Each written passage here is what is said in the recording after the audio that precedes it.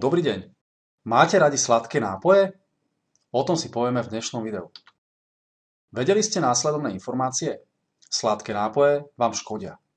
Aj vtedy, keď ste štíhli a zdraví. Zvyšujú hladinu triglyceridov v krvi.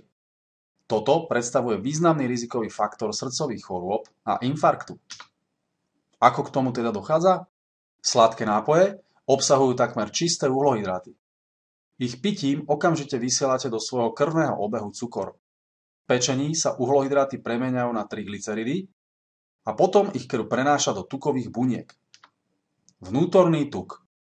Aj chudý človek môže mať vo svojom tele tuk a ani o tom nemusí vedieť.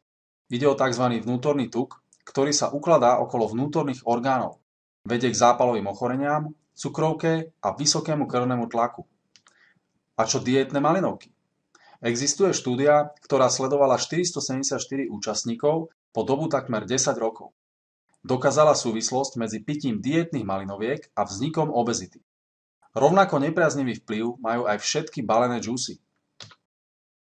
Čo teda máme vlastne piť? Výbornou alternatívou k rôznym malinovkám a džusom je čaj. Môžete si ho ochutiť citrónom, prípadne aj medom. Ale najlepším elixírom zdravia je obyčajná, čistá voda. Táto sa dá osladiť trochou čerstvo vytlačenej šťavy z ovocia.